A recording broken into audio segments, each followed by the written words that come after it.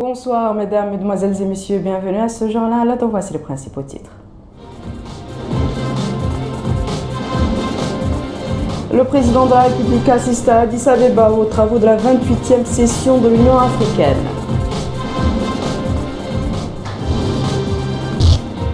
Le ministre de l'Équipement et des Transports s'enquiert de l'état d'avancement des travaux de la route Kifa-Bombay.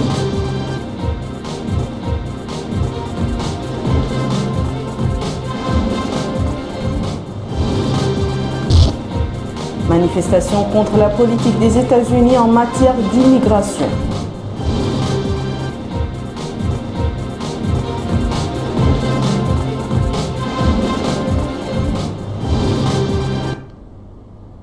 Merci mesdames et messieurs de vous joindre à nous. Le président de la République, M. Mohamed El Abdelaziz, a assisté aujourd'hui en marge du déjeuner offert au siège de l'organisation en l'honneur des chefs d'État africains à une réunion qui a englobé les présidents du Burkina Faso, du Niger, le Premier ministre malien, le ministre des Affaires étrangères tchadien et le secrétaire général de l'ONU.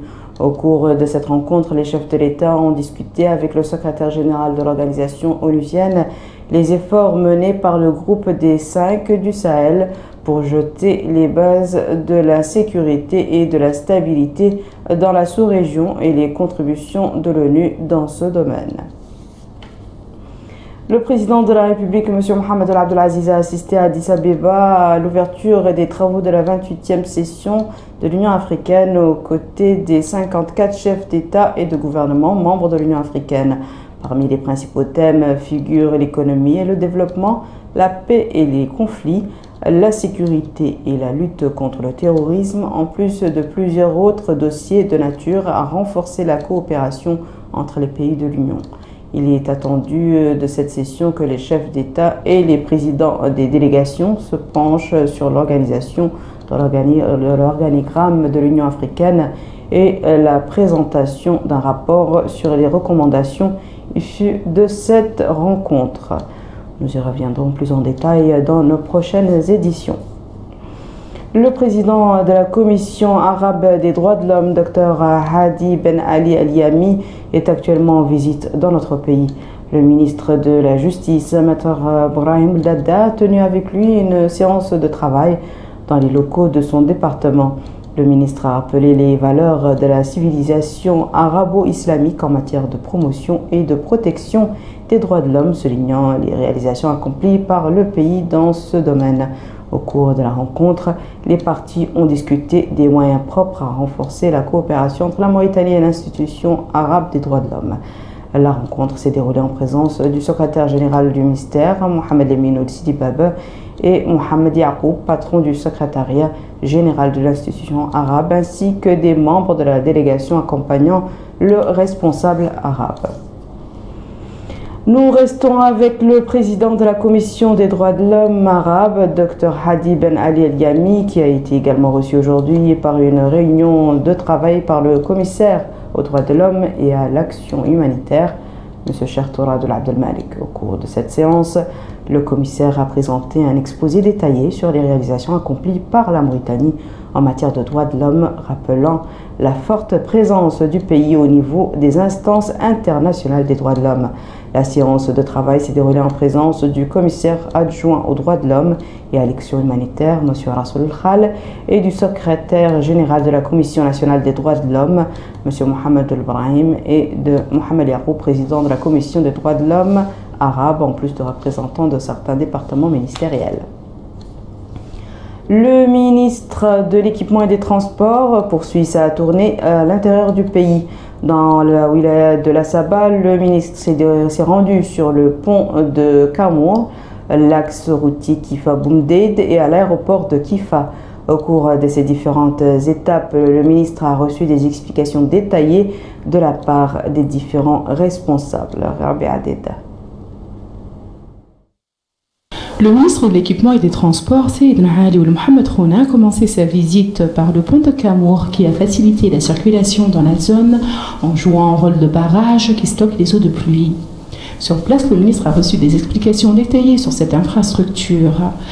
Par la suite, le ministre s'est rendu à l'aéroport de Kifa où il a pu visiter les différentes salles d'attente de l'aéroport.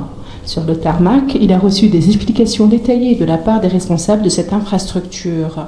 Le directeur de l'aéroport de Kifa nous confie que l'aéroport reçoit 3 vols par semaine venant de Nouakchott pour se rendre à Bassiknou et Nema, le lundi, mercredi et vendredi. Il ajoute que la piste de l'aéroport atteint 1600 mètres de longueur pour 30 mètres de largeur. Ils ont un aérogare en plus d'un parking pour avions.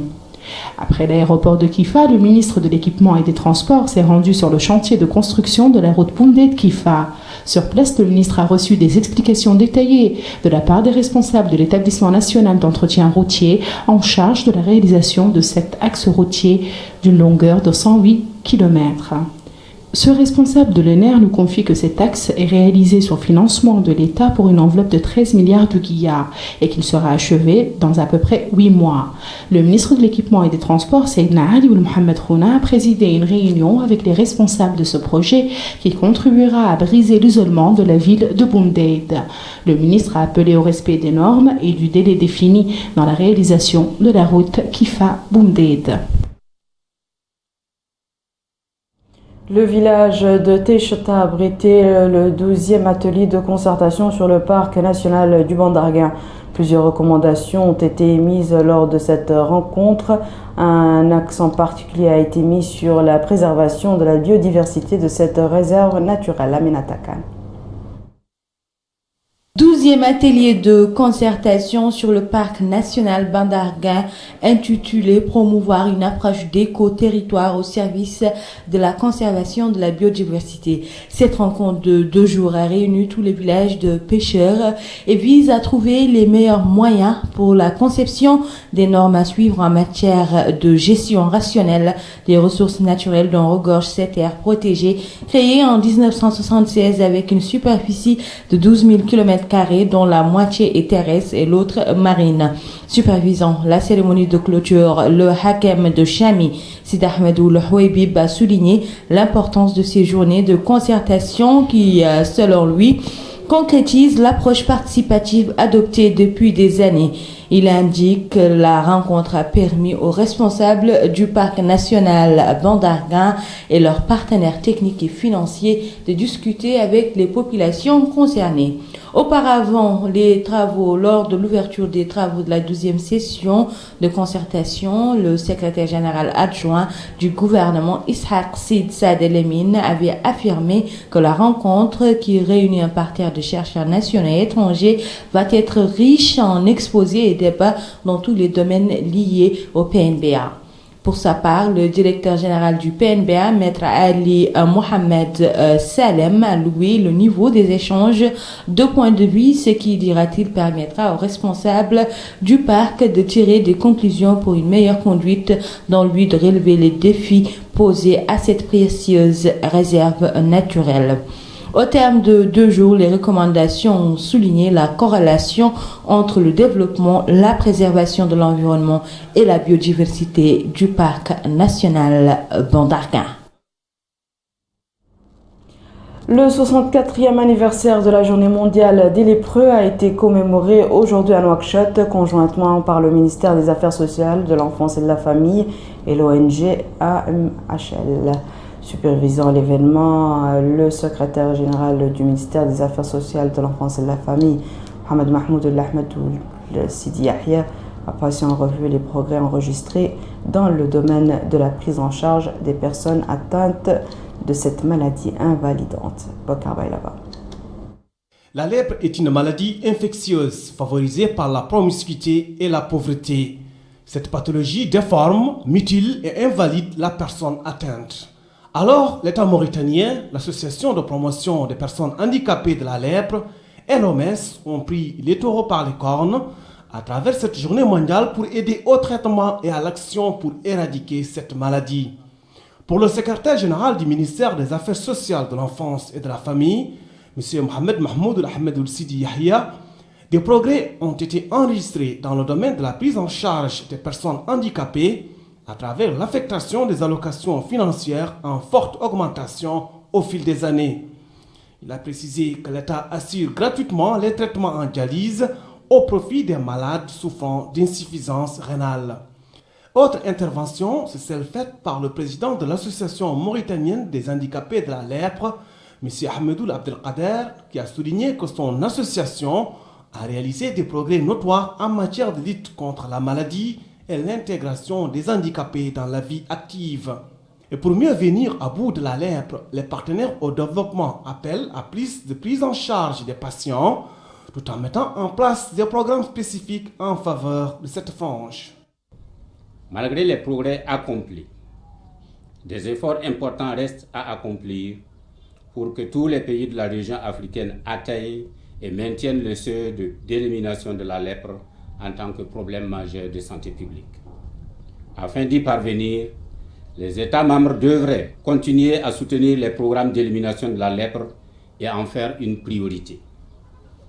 Ils devraient aussi intégrer la surveillance de la lèpre dans celle des autres maladies et mettre les ressources nationales nécessaires à la disposition des programmes. Il est également nécessaire qu'ils développent des activités à assise communautaire et réduisent la stigmatisation des malades dans la société. Cette journée de commémoration a également donné lieu à une opération de distribution de produits alimentaires au profit des familles des lépreux les plus vulnérables et les plus démunis dans les villages de Nouakchott. L'université de Nouakchott, Al-Asriya, a abrité aujourd'hui l'ouverture du centre de formation à distance et du e-learning en collaboration avec l'université virtuelle africaine. Les étudiants mauritaniens pourront disposer de ce nouveau centre qui leur ouvrira les portes des sciences modernes. Salem Jouporsel.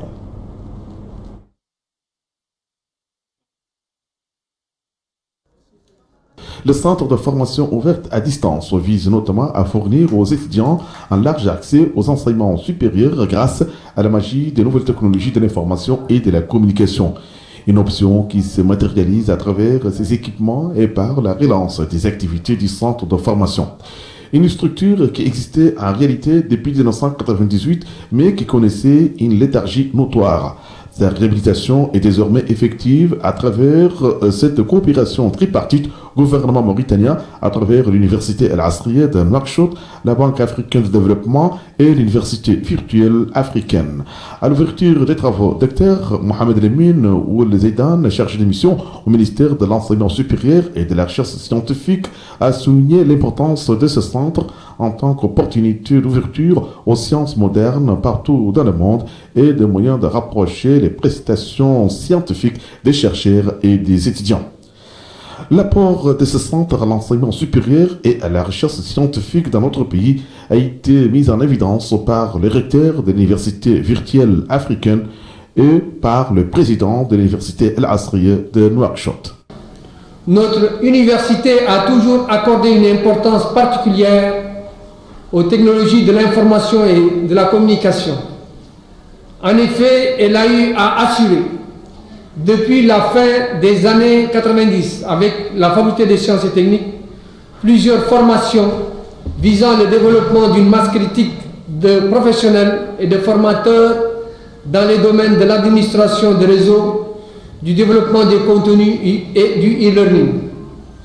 Cela dans le cadre de projets appuyés par la Banque mondiale, l'UNESCO, l'ICESCO, l'AUF, la Banque africaine de développement, le Koweït, la coopération suisse, le PNUD, l'ICANN et Cisco. Nous pensons que c'est le bon moment pour l'Afrique subsaharienne, d'envisager d'utiliser l'enseignement ouvert à distance et le e-learning pour répondre aux besoins croissants d'éducation abordable et de qualité. Toutefois, cela exige des politiques et un financement approprié, une planification et une exécution méticuleuse, des innovations, un contrôle de qualité, la recherche et le développement et une vaste campagne de sensibilisation. Le programme de coopération de l'université virtuelle africaine, dont les sièges se trouvent à Nairobi au Kenya, profite, faut-il le préciser, à 21 pays africains. Les enfants malades mauritaniens souffrant de pathologies cardiaques ont bénéficié ce matin au Centre national de cardiologie de l'hôpital de Cheikh Zayed d'opérations à cœur ouvert. Des opérations effectuées par une mission médicale de médecins venus des Émirats arabes unis. Cette initiative charitable est le fruit d'une collaboration de l'association Taïba pour la culture et l'association Shariqa pour les bonnes œuvres. Rabia Deda. Nouveau pas dans le domaine de la cardiologie, des pathologies dont souffrent des jeunes Mauritaniens dues aux malformations congénitales.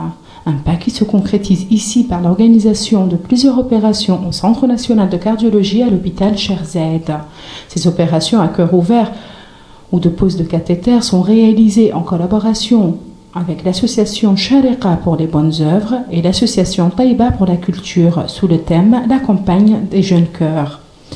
Cette initiative permet l'échange d'expertise sur les méthodes utilisées pour soigner les jeunes malades souffrant de cette pathologie. Le chef-service de l'unité cardiologique de l'hôpital Cheikh Zayed, le docteur Sidi Mohamed Oulbey, affirme que cette initiative permet de soigner les malades du cœur et en même temps, elle permet aux médecins mauritaniens d'échanger avec leurs collègues. Cette mission, c'est-à-dire ça va concerner, Inch'Allah, éventuellement 60 enfants mauritaniens, parce qu'on compte à faire 10 malades par jour, c'est-à-dire la mission va durer 6 jours, aux alentours de 60 malades, Inch'Allah. Un groupe de spécialistes avec des équipements chirurgicaux adéquats se penche sur les jeunes malades du cœur pour leur offrir un nouveau souffle. Le docteur Ahmed Abdallahi Kamli, qui parle au nom de l'équipe de médecins étrangers, nous confie que cette campagne est la deuxième du genre organisée en Mauritanie. L'association Shariqa pour les bonnes œuvres qui vient des Émirats arabes unis inscrit cette campagne dans le domaine de coopération et d'entraide. Ali Mohamed Rachidi, directeur de relations publiques en charge de la communication de l'association Shariqa, nous confie que cette mission vient pour rendre le sourire aux jeunes malades mauritaniens.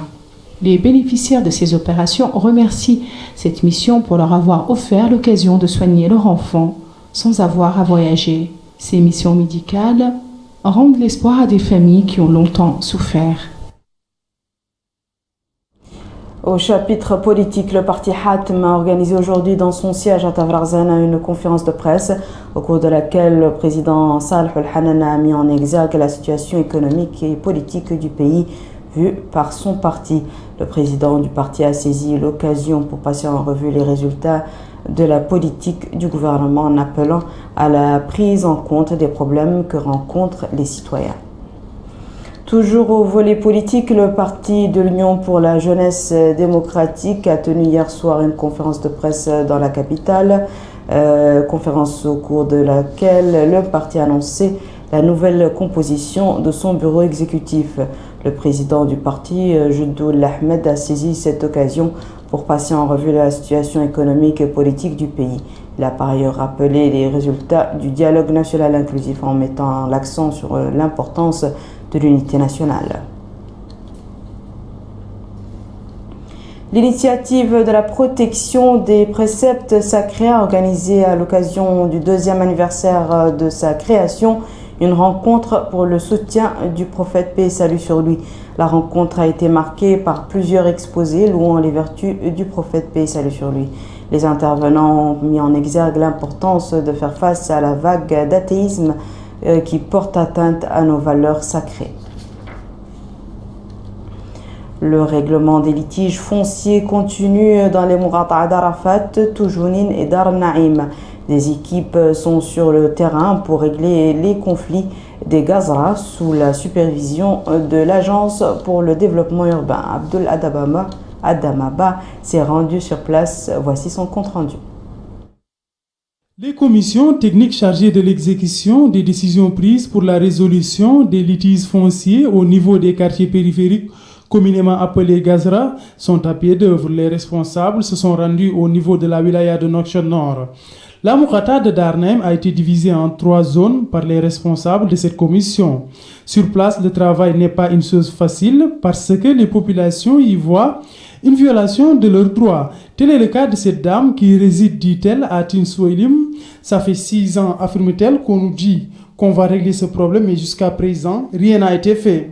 On devrait, souligne-t-elle, s'installer à l'Emreiti ou au PK 21, mais jusqu'à présent, rien n'a été fait. Ce monsieur dit que la commission chargée du règlement de ces litiges fonciers ne fait pas très bien son travail du fait, dit-il, d'un manque d'organisation. Il termine en indiquant qu'ils ne sont pas opposés à la résolution de leurs problèmes, mais cela doit être fait avec sérieux. Quant à cette femme, elle affirme qu'elle résidait au Gazra de Tinsuelim à cause de l'eau. On a été obligé de quitter les lieux, dit-elle, depuis 3 semaines.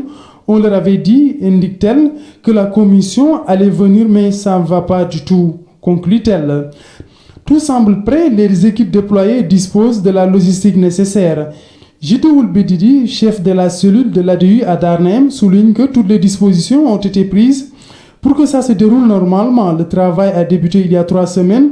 Ça se déroule dans de très bonnes conditions. Au moment où je vous parle, dit-il, environ 1800 litiges ont été résolus dans la Mokhata de Darnem, répartis en 4 lots, Tinsuelim 1 et 2, Lemgaïti et Haïsakin. La seule difficulté notée, affirme-t-il, est la résistance de la population ou ceux qui ne sont pas enregistrés au ministère de l'Urbanisme et de l'Habitat. Mais il termine en demandant aux personnes concernées de savoir qu'ils sont venus pour exécuter les décisions du gouvernement. D'un quartier à un autre, les commissions responsables de la résolution de ces litiges fonciers tentent de régler les problèmes des habitants de ces quartiers périphériques.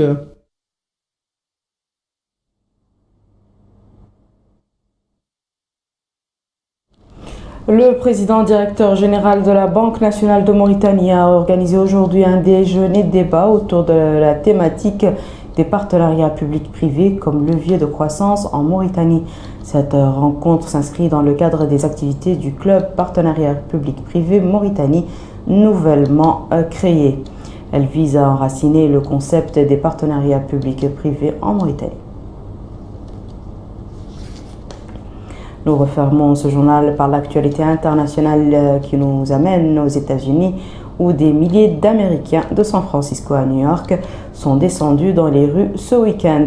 Ils voulaient ainsi exprimer leur opposition au décret signé par Donald Trump interdisant l'accès aux États-Unis aux ressortissants de 7 pays musulmans au nom de la protection contre le terrorisme. De nombreuses initiatives ont déjà été lancées pour contrer ce décret. Des avocats se sont présentés dans différents aéroports pour proposer gratuitement leurs services aux personnes bloquées à la frontière qui étaient pour certaines titulaires de Green Card.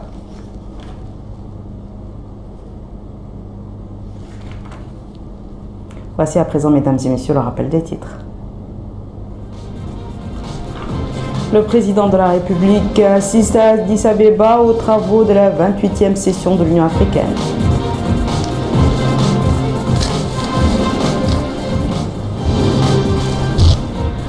Le ministre de l'Équipement et des Transports s'enquiert de l'état d'avancement des travaux de la route Kifa-Boumdeib.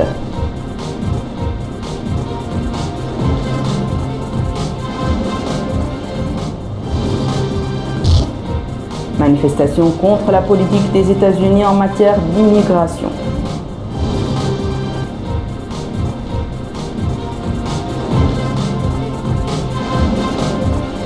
C'est la fin de ce journal, mesdames et messieurs. Merci à vous de nous avoir suivis. Merci de votre fidélité. On se retrouve demain à la même heure, Inch'Allah.